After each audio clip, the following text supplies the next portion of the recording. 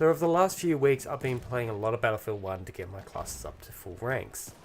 Now, when I came into Battlefield 1, I was expecting very much of what I'd seen in the previous games in Battlefield 4, Battlefield 3, and even Bad Company 2 where I started out.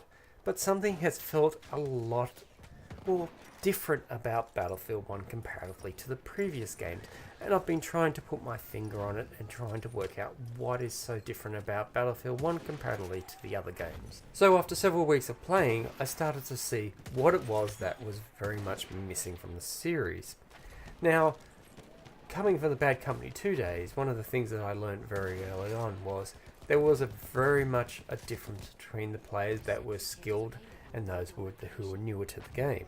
Now, coming into new, I absolutely got myself wrecked a lot of the times because the skilled players knew how to react to a lot of situations, know how the weapons and the gear within the game work most effectively. Now, that is what I'm seeing is different within this game comparatively to other ones. The other Battlefield series is the skill level in it is much different. Actually, let's change that up. There isn't a lot of skill required to play Battlefield 1 in a lot of sense. Really, they've taken a lot of what is core to Battlefield and removed it. And this has been happening progressively over various different games as we see it. You look at something like Star Wars Battlefront and that, which DICE helped develop, and I think they've taken a lot from what's coming out of Battlefront and moved it into the Battlefield series now. So that gap that used to be there is either very small or non-existent. So in reality, to try and be a more skilled player or to try and have more skill in this game doesn't really matter between being that high skilled player and being somebody who's casual. They've removed a lot of the elements that has shrunk down that gap between them. But the question is this a good thing, and is this going to hurt the series in the long run? Because we've seen what's happened with the Call of Duty series as they've taken more and more of what was core to the series and removed it and replaced it with this game that was just purely a casual game. It's had a very negative effect on the series, and it's actually put it in a very bad position because now there is this player base of older players who don't want to play the series anymore because there is that no longer that skill required in it.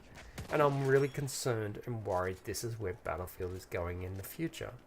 And this is something we see in the behemoths. So whether it's the Dreadnought or whether it's the actual airship or whether it's the armored train, this is an element they've placed in there to try and help the losing team turn things around and hopefully bring the win to the game.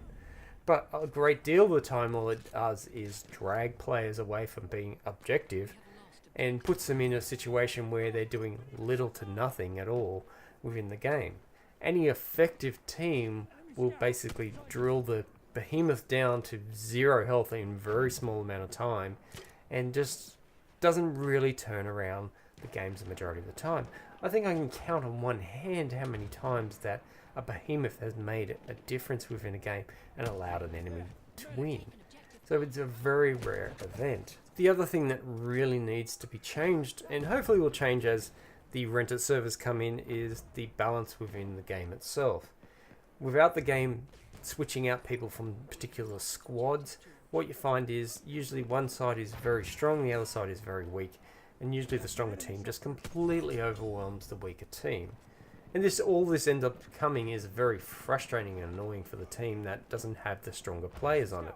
Instead of the game balancing out the people a little bit more effectively, it seems to just shift people across into one team or the other, creating this very much imbalance within the game itself, and doesn't fix a lot of the issues. Also, the other disappointing factor is this progressive change over the last few games itself, away from the more gun-on-gun type gameplay and more into this explosive spam that you see within the games these days. I think Battlefield 1 has got to be one of the worst games out at the present time, explosive spam-wise. And it's really ironic and funny considering they poked fun at Call of Duty 4 in the day with their public service announcement about frags, friends really against grenade spam. And I think it's absolutely hilarious how they basically had to dig at them when you have a look at something like Battlefield 1 now and see just how much explosive spam is within the game. Whether it's grenade launchers, some kind of field gun, some kind of tank, airplanes. It's just there. Every piece of explosive that can be thrown at you will be thrown at you. And I just don't see it as being a way of being skilled. It's just a way of getting very cheap kills. And it's also just so random that you could be just running along and suddenly you'll get caught in some kind of explosion and die. The other annoying factor is the amount of screen shake that you'll get through this. There's nothing worse when you're trying to aim at somebody and your screen is just shaking to no end. Now, they may be able to adjust a lot of this within the community test environment, and that's the CTE, but the problem is they can't remove this stuff from the game, so it's just going to cause further frustrations for the player base. The other thing that is also very annoying from the player's perspective is this new mechanic that's within the game called random bullet deviation. It basically, the game decides whether your bullet should actually hit the target or not, and it can deviate a bullet off in any known direction that you're aiming. So it adds this element of RNG to the game, which is something I don't disagree with, but I understand why they've put it in there. It's to stop a lot of the classes becoming this overwhelming, destructive thing that we see a lot in Battlefield, where one class is the definitive class that everybody falls back to.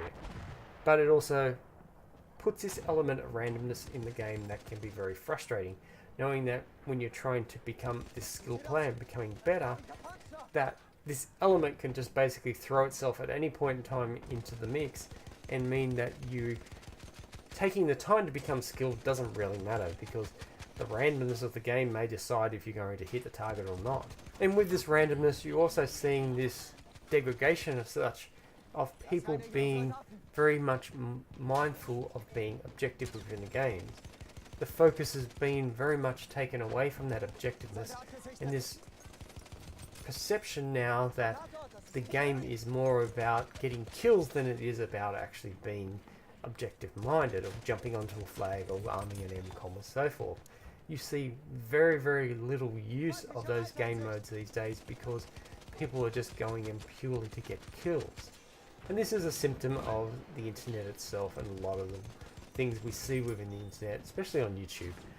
But really, it is not a good situation to be in, considering that this game is brought up very much about being objective and working together as a team. If you take that away, it takes away the core very much of what this game was about. And with the upcoming DLC Thou Shall Not Pass about to be released, we'll see the community split again. The player base will be split between those who have the DLC and those who do not have it. And this is a bad thing from the perspective of splitting up the community, and something I haven't agreed with in regards to the actual Battlefield series. I think that the maps themselves and the game modes should be available to everybody who has bought the game. Sure, if you want weapons and cosmetic stuff to be behind the paywall, knock yourself out and do that. But don't put the actual core of the game itself away from the player base, because this just causes a problem and splits the community. And what ends up happening the majority of the time is there is only a very small fraction that will pay for the actual DLC. So finding games for those maps or those actual game modes can be difficult at the best of times, and what will end up happening is that the player base will just end up falling back to the original maps because they can't find anybody to play the game itself with. So overall, the thing that really concerns me with the Battlefield games themselves is how we've seen this change within the game, how we've seen this removal of being objective, how we've seen this change of being less skilled now. And I think this is something that will hurt the series in the future. The problem is, can they go back to that kind of scenario or basically skill-based game anymore, considering that they've changed it so much? I think that's something they need to address in the future, otherwise it is going to turn very much into that generic game that we see with other first-person shooters. And this is the one thing that brought a lot of players in with Bad Company 2, was this skill level that was there, this breath of fresh air that was Battlefield. And now to have it turned into this generic game is just extremely disappointing to see. And I'm hoping that it's not going to go down that track. But at this point in time, this is what I foresee in the future. But I still think they'd have this opportunity to change the game around and bring it back to very much what its core was about. The question is, will they do that? Because it may be too much of a risk and it may alienate a lot of players. That's the question that is going to be left on the table at this moment until we see what comes out in the next Battlefield series. Anyway, thank you very much for watching my video, and I will talk to you in the next one. Thank you, bye.